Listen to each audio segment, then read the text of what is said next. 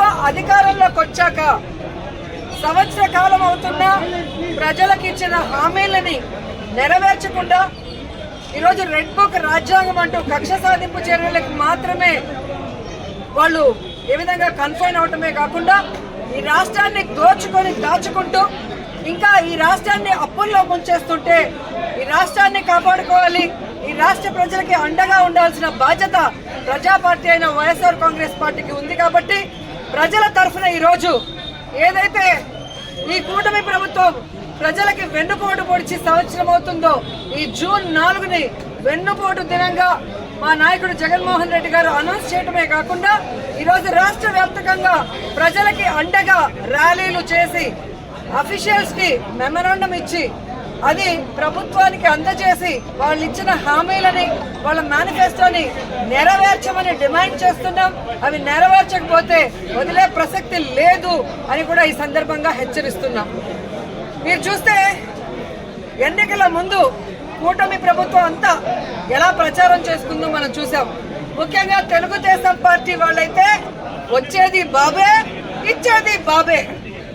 ఏమొచ్చిందయ్యా, మీకైతే పదవులు వచ్చాయి, బాబేమో వచ్చి ముఖ్యమంత్రిగా కూర్చున్నాడు, కానీ ఈ రాష్ట్ర ప్రజలకు ఏమిచ్చాడు అంటే చేతికి చిప్పిచ్చాడు, మరేమి ఇవ్వలేదనేది రాష్ట్ర ప్రజలు గుర్తించారు. 143 హామీలు ఇచ్చాడు. 143 హామీల్లో విజన్ ఉంది, విస్తరాకులు కట్టుంది, అనుభవం ఉందని చెప్పుకునే చంద్రబాబు నాయుడు మొదటి 6 అయినా చేశాడా అని నేను అడుగుతున్నాను. ఈరోజు చూస్తే చంద్రబాబు నాయుడు ఏరు దాటక ముందు ఏటి మల్లన్న, ఏరు దాటాక బోడి మల్లన్న చందంగా పరిపాలించిన విధానం మనకు తెలుసు. కానీ ఈ రాష్ట్ర ప్రజలు ఎలా నమ్మి మోసపోయారు, అలాగే ఈవీఎంలతో వీళ్ళు ఎలా మ్యానిపులేట్ చేసి ఈరోజు 60,000 90,000 అంటూ అసలు ప్రజలు ఓట్లేని నాయకులంతా గాల్లో గెలిచిపోయిన గాలిగాళ్లే ఎక్కువగా ఉన్నారు ఈ రాష్ట్రంలో. సో ఈరోజు నేను ఎందుకు ఇది చెప్తున్నాను అంటే జగన్మోహన్ రెడ్డి గారు ఎన్నికల్లో చెప్పడం జరిగింది, చంద్రబాబు నాయుడు 3 సార్లు ముఖ్యమంత్రి అయినా ఏ రోజు చెప్పిన వాగ్దానాన్ని నెరవేర్చలేదు, పిల్లనిచ్చిన మామనే వెన్నుపోటు పొడిచిన వాడు, జాగ్రత్తగా ఉండండి అని. కానీ ఈవీఎంల దగ్గర మనం ఏం చేయగలం? సో ఈవీఎంలని మ్యానిపులేట్ చేశారు. కొన్ని చోట్ల అమాయకమైన ప్రజలు, రైతులు, మహిళలు కూడా జగన్ గారే ఇచ్చినప్పుడు చంద్రబాబు నాయుడు, లోకేష్, పవన్ కళ్యాణ్ ఇస్తారేమో, పవన్ కళ్యాణ్ చెప్పిన మాటలు నమ్మి చాలా మంది ఓట్లు వేయడం కూడా జరిగింది. కానీ ఈరోజు చూస్తే సూపర్ 6 చేస్తామన్న చంద్రబాబు నాయుడు సూపర్ 6 చేశాడా అని అడుగుతున్నాను. అన్నిటికీ వెన్నుపోటు పొడిచింది నిజం కాదా అని అడుగుతున్నా. ఈరోజు తల్లికి వందనం ఇస్తానన్నాడు, కానీ ఇవ్వకుండా వెన్నుపోటు పొడిచాడు. రైతుకు అన్నదాత ఇస్తా అన్నాడు, ఇవ్వకుండా వెన్నుపోటు పొడిచాడు. జాబ్ క్యాలెండర్ ఇస్తా అన్నాడు, ఇవ్వకుండా వెన్నుపోటు పొడిచాడు. ఉద్యోగం ఇస్తా ఇవ్వని వాళ్ళకి నిరుద్యోగ భృతి ఇస్తా అన్నాడు, ఇవ్వకుండా వెన్నుపోటు పొడిచాడు. అలాగే అధికారులకి ఐఆర్ ఇస్తాను, డిఏ ఇస్తాను అని చెప్పాడు, కానీ ఈ రోజు ఇవ్వకుండా ఎలా వెన్నుపోటు పొడిచారో మనం చూసాం. మహిళలకైతే ఉచిత బస్సు ఇస్తాను, పొద్దు నుంచి సాయంత్రం వరకు ఫ్రీగా తిరుక్కోవచ్చు అని చెప్పారు, కానీ ఇవ్వకుండా ఎలా వెన్నుపోటు పొడిచారో మీరందరూ కూడా కళ్ళారా చూశారు. ఈ రోజు ఒక్కరికి కూడా ఒక సెంట్ భూమి గాని, ఒక ఇల్లు గాని కట్టించకుండా ఎలా వెన్నుపోటు పొడిచాడో మీరందరూ కూడా కళ్ళారా చూస్తున్నారు. సో వెన్నుపోటు అంటే చంద్రబాబు నాయుడు, చంద్రబాబు నాయుడు అంటే వెన్నుపోటు. ఇది ఈ రోజు ప్రజలు తెలుసుకున్నారు, వాళ్ళకి జరిగిన నష్టాన్ని వాళ్ళు తెలుసుకున్నారు. ఎప్పుడెప్పుడు ఎన్నికలు పెడితే జగన్మోహన్ రెడ్డి గారికి ఓటేసి మళ్ళీ ముఖ్యమంత్రిని చేసుకోవాలని ఎదురు చూస్తున్నారు అన్న దాంట్లో ఎటువంటి అతిశయోక్తి లేదని కూడా తెలియజేసుకుంటున్నా. మొదటిసారి ముఖ్యమంత్రి అయిన జగన్మోహన్ రెడ్డి గారు తాను ముఖ్యమంత్రి అయిన రోజుకి చంద్రబాబు నాయుడు ఖజా ఖాళీ చేసి ఖజానాలో 100 కోట్లు మాత్రమే పెట్టినా ఆయన పెట్టిన అప్పులన్నీ తీర్చి జగన్మోహన్ రెడ్డి గారు ఇచ్చిన ప్రతి వాగ్దానాన్ని నెరవేరుస్తూ వెల్ఫేర్ డెవలప్మెంట్ 2 కళ్ళగా ముందుకు వెళ్ళాడు. జగనన్న దిగిపోయే రోజుకి 7,000 కోట్ల రూపాయలని ఖజానాలో పెడితే సిగ్గులేని కూటమి ప్రభుత్వ నాయకులు ఈ రోజు ఖజానా ఖాళీగా ఉంది, ఖజానాలో ఏమీ లేదు, ఏం చేయాలో అర్థం కాలేదు అని చెప్పి ఏ విధంగా మొసలి కన్నీళ్లు కారుస్తున్నారో మీ అందరూ చూస్తున్నారు. మరి మొదటిసారి ముఖ్యమంత్రి అయిన వ్యక్తి, వయసులో చిన్నవాడైన జగన్మోహన్ రెడ్డి గారు సంపద సృష్టించి ప్రజలకు ఇచ్చిన మేనిఫెస్టోని ఎలా నెరవేర్చాడు, ఈ రాష్ట్రాన్ని అభివృద్ధి వైపుకి ఎలా నడిపించాడు, మెడికల్ కాలేజీలు ఎలా కట్టాడు, పిహెచ్సిల్ని ఎలా కట్టించాడు, స్కూల్స్ని ఎలా రెనోవేట్ చేశాడు, ఈరోజు టెంపుల్స్ ఎలా కట్టించాడు, రోడ్లు ఎలా వేశాడు, చెప్పుకుంటూ పోతే హార్బర్లు ఎలా కట్టారు. ఈడేమో అనుభవం ఉందంటాడు. సంవత్సరం అవుతుంది, ఒక్క సెంటు భూమి ఒకరికి ఇచ్చారా, ఒక ఇల్లు కట్టించారా? జగన్మోహన్ రెడ్డి గారు దిగిపోయే రోజుకి ఫినిషింగ్ లో ఉన్న మెడికల్ కాలేజీలు ఇంతవరకు పూర్తి చేయట్లేదు. వాటిని అమ్మేసి జగన్ గారి పేరు ఎవరు గుర్తు పెట్టుకోకూడదన్న ప్రయత్నం చేస్తున్నారు. హార్బర్లని అమ్మేయాలని చూస్తున్నారు ప్రైవేట్ వాళ్ళకి. స్కూళ్ళన్నీ కూడా నిర్వీర్యం చేస్తున్నారు. ఇప్పటికే సిబిఎస్ఈ తీసేశారు, ఐపీది కట్ చేసేశారు, ట్యాబ్స్ కట్ చేసేశారు, రెనోవేషన్ లో ఫైనల్ స్టేజ్ లో ఉన్న వాటిని ఆపేశారు. అలాగే పిహెచ్సిలు, హాస్పిటల్లో ఏవైతే బ్యాలెన్స్ ఉన్నాయో వాటన్నిటిని ఆపేయడం మనం కళ్ళారా చూస్తున్నాం. ఇంతవరకు ఒక గుడి కట్టించారా, ఒక బడి కట్టించారా, ఒక రోడ్డు వేశారా, ఒక ఇల్లు కట్టించారా అంటే ఏమీ కూడా లేదు. వీళ్ళు సూపర్ 6ని గాలికి వదిలేసి సూపర్ స్కామ్లు చేసుకుంటూ ముందుకెళ్తున్నారు. ఈరోజు ఈ రాష్ట్రంలో చూస్తే బెల్ట్ షాపులు, పర్మిట్ రూములు ఇప్పటి ముప్పటిగా ఇచ్చి మద్యంతో ఎలా దోచుకుంటున్నారు. ఖజానా బొక్కబట్టారు. ఈరోజు కూటమి ప్రభుత్వ జోబీలు మాత్రం ఫిల్ అవుతున్నాయి మద్యంతో. అలాగే ఇసుక మాఫియా, ఉర్సా భూముల mafia, ganja mafia, drugs mafia, ఈ విధంగా ఇష్టానికి తయారయ్యారు. పోలీసులు ఎలా తయారయ్యారంటే రెడ్ బుక్ రాజ్యాంగానికి కాపలా కాస్తున్నారు. ఈరోజు ఎవరెవరు వైఎస్ఆర్ కాంగ్రెస్ పార్టీ నాయకులుగా ఉన్నారు, ఎవరెవరు విలేజ్ల్లో ప్రజలకి అందుబాటులో ఉంటూ అన్ని చేసి మంచి పేరు తెచ్చుకున్నారో వాళ్ళందరి మీద లేనిపోని అక్రమ కేసులు పెట్టి వాళ్ళని అరెస్టు చేసి కనీసం ఛార్జ్ షీట్లు కూడా వేయకుండా వాళ్ళ మీద బెయిల్ రాకుండా ఎంత చేయాలో పోలీస్ వ్యవస్థ అంతా కూడా చేస్తుండటం మనం అందరం కూడా గమనించాలి. నిజంగా ఒక తప్పు జరిగితే కేసు ఎఫ్ఐఆర్ చేయండి. ఇమీడియట్ గా 10-15 రోజుల లోపలైనా మినిమం ఆ కేసుల్ని ఛార్జ్ షీట్ వేసి మీరు కోర్టుకి అప్పగిస్తేనే కదా వాళ్ళకి బెయిల్ వస్తుంది.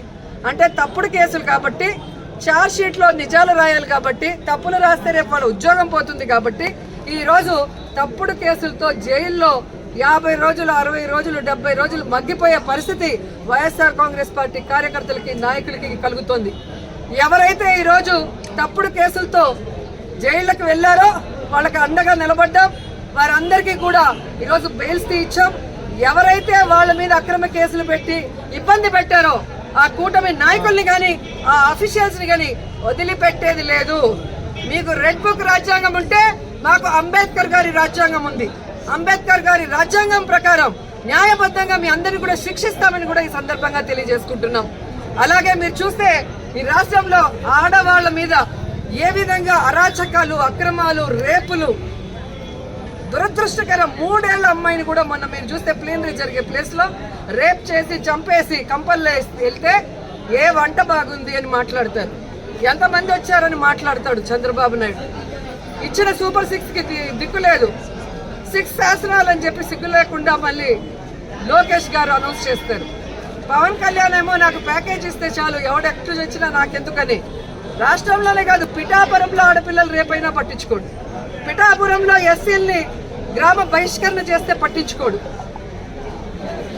సుగాలి కేసు అన్నారు, ఏమైందో తెలియదు. 30,000 మంది మాయమయ్యారన్నారు. మరి ఆ రోజు ఇంటెలిజెన్స్ వ్యవస్థ నీకు చెప్తే ఈ రోజు కూటమి ప్రభుత్వంలో ఉన్న నీకు ఇంటెలిజెన్స్ చెప్పదా 30,000 మంది ఎక్కడున్నారు? చంద్రబాబు నాయుడు ఎదురుగా నించొని ప్రజలకి వెన్నుపోటు పొడిచిన కట్టప్ అయితే సైడ్ నుంచి పొడిచిన కన్నింగ్ కట్టపులు పవన్ కళ్యాణ్ అండ్ లోకేష్ అని కూడా ఈ సందర్భంగా తెలియజేసుకుంటున్నాను. సో ముగ్గురికి నేను చెప్తున్నా, మీరు ప్రజలకి వెన్నుపోటు పొడిస్తే సైలెంట్ గా వెళ్లే పరిస్థితి లేదు. ప్రజలకి అండగా జగనన్న ఉన్నాడు. జగనన్న వెనక మేమందరం ఉన్నాం. జగనన్న సైనికులుగా మీ ప్రభుత్వం మెడలు వంచుతాం. ప్రజలకు మీరు ఇచ్చిన హామీలు నెరవేర్చేంత వరకు ముఖ్యంగా రైతు బాగుంటే రాష్ట్రం బాగుంటుందని నమ్మిన వ్యక్తులు వైఎస్ఆర్ గారు, జగన్మోహన్ రెడ్డి గారు. రైతు బాంధవులుగా వాళ్ళకి కావాల్సినవన్నీ చేశారు. రైతుకు గిట్టుబాటు ధర ఇచ్చారు. రైతుకు పెట్టుబడి రైతు భరోసా ద్వారా రబీకి కానీ, ఖరీఫ్కి కానీ అందించడం మనం చూసాం. అలాగే వాళ్ళ గ్రామాల్లోనే వాళ్ళకి నాణ్యమైన విత్తనాలు కానీ, ఎరువులు కానీ వ్యవసాయానికి సంబంధించిన పనిముట్లనన్నీ కూడా రైతు భరోసా కేంద్రం ద్వారా ఇవ్వటం జరిగింది. 5 ఏళ్లలో ఏ రోజు రైతు రోడ్డెక్కలేదు. మాకు అన్యాయం జరిగిందనో మాకు గిట్టుబాటు ధర రాలేదని రోడ్డెక్కల. కానీ తెలుగుదేశం పార్టీ అధికారంలోకి వచ్చిన తర్వాత మిర్చి రైతులు రోడ్డెక్కారు, మామిడికాయ రైతులు రోడ్డెక్కారు, పసుపు రైతులు రోడ్డెక్కారు. ఎందుకంటే ఎక్కడ కూడా దేనికి గిట్టుబాటు లేదు. ఈరోజు రైతులైతే కన్న నీళ్ళు కాదు రక్తపు నీళ్ళు వస్తున్నాయి కళ్ళల్లో నుంచి. ముఖ్యంగా చిత్తూరు జిల్లాలో మామిడికాయలు ఎక్కువ. మామిడికాయకి రేట్ లేక కనీసము 5 రూపాయలు అంటే కోసే కూలి కూడా రాకుండా ఈరోజు వాళ్ళు ఇబ్బంది పడే పరిస్థితి వస్తే పట్టించుకునే నాదుడే లేదు. ఈరోజు పసుపుకి కానీ మిర్చికి కానీ వరికి కానీ దేనికి కూడా ఇవ్వలేదు. రైతు భరోసా అంటే అన్నదాత సుఖీభవ ఇవ్వలేదు. రైతు భరోసా కేంద్రాలు నిర్వీర్యం చేశారు. భరోసా కేంద్రానికి ఉన్న వైఎస్ఆర్ గారి బొమ్మని, జగనన్న బొమ్మని తీసేస్తారు. వైఎస్ఆర్ క్లినిక్ ఉన్న వైఎస్ఆర్ గారి పేరు తీసేస్తారు. నిజంగా మీరు నిజమైన నాయకులైతే, మీకు చిత్తశుద్ధి ఉంటే జగనన్న చేసిన దానికన్నా గొప్పగా పరిపాలించండి. జగనన్న చేసిన దానికన్నా గొప్పగా సంక్షేమాన్ని అందించండి. జగనన్న చేసిన దానికన్నా గొప్పగా అభివృద్ధిని అందించండి. అంతేగాని నిర్వీర్యం చేస్తూ ఈరోజు కక్ష సాధింపు చర్య చేసుకోవాలంటే గొప్ప గొప్ప వాళ్లే చరిత్రహీనులుగా మిగిలిపోయి కాలగర్భంలో కలిసిపోయారు. ఆ విషయాన్ని చంద్రబాబు నాయుడు, లోకేష్, పవన్ తెలుసుకోవాలని కూడా ఈ సందర్భంగా తెలియజేసుకుంటున్నా. మహిళలకి మీరు ఇచ్చిన ప్రతి వాగ్దానాన్ని నెరవేర్చాలి. రైతులకు ఇచ్చిన ప్రతి వాగ్దానాన్ని నెరవేర్చాలి. యువకులకు ఇచ్చిన ప్రతి వాగ్దానాన్ని నెరవేర్చాలని కూడా కోరుకుంటూ, జగనన్న ఇచ్చేటివి ఆపేశారు, కనీసం మీరు చెప్పినవైనా కంటిన్యూ చేయండి అని కోరుకుంటూ, ఈరోజు ఈ వెన్నుపోటు దినోత్సవంలో ప్రజలకి అండగా నిలబడిన వైఎస్ఆర్ కాంగ్రెస్ పార్టీ సైనికులందరికీ పేరు పేరున పాదాభివందనాలు తెలియజేసుకుంటూ, వైఎస్ఆర్సీపీ అంటే ప్రజల పార్టీ, ప్రజల కోసం పుట్టిన పార్టీ, ప్రజల్లో నుంచి వచ్చిన పార్టీ, ప్రజలకు ఎప్పుడు కూడా అండగా ఉండాల్సిన పార్టీ అని మనం బాధ్యతగా ఉండేవాళ్ళం. కాబట్టి సంవత్సర కాలం ఈరోజు కూటమి ప్రభుత్వానికి అవకాశం ఇచ్చాం.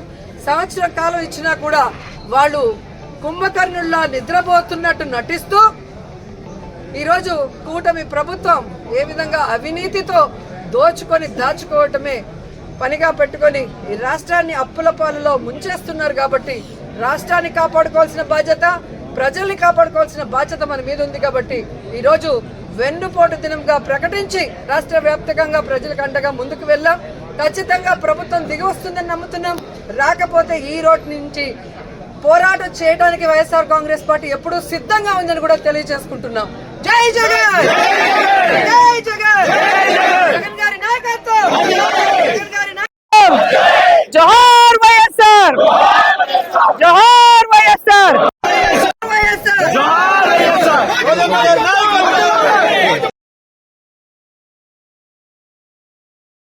హిట్ టీవీ యాప్, ఇందులో short news, live news, entertainment shows, movies, digital magazines తో పాటు మీ జిల్లా వార్తలను కూడా ఫ్రీగా చూడొచ్చు. ఇంకెందుకు ఆలస్యం, వెంటనే హిట్ టీవీ యాప్ ని డౌన్లోడ్ చేసుకుని ఫ్రీగా ఎంటర్టైన్మెంట్ పొందండి. Hit TV app, hit TV app, please download hit TV app. Hit TV app ని ఫ్రీగా డౌన్లోడ్ చేసుకుని ఎంజాయ్ చేయండి. మీకు నచ్చిన ఎంటర్టైన్మెంట్ కోసం హిట్ టీవీ యాప్ ని ఫ్రీగా డౌన్లోడ్ చేసుకుని ఎంజాయ్ చేయండి. హిట్ టీవీ యాప్ ని డౌన్లోడ్ చేసుకుని ఆస్వాదించండి, ఆశీర్వదించండి. ఇంతమంది సెలబ్రిటీలు హిట్ టీవీ యాప్ ని డౌన్లోడ్ చేసుకోండి అని చెప్తున్నారంటే ఎంత మంచి యాప్ ఆలోచించండి. అమెరికా అమెరికా అమెరికా అమెరికాలో చదవాలనుకునే వాళ్ళకి విశ్వసనీయమైన పేరు మన శౌర్య కన్సల్టెన్సీ. UK లో 1 year masters, UK లో 1 year masters, 2 years work permit up to 5 years visa. Contact Saurya Consultancy. Contact 89851 89851.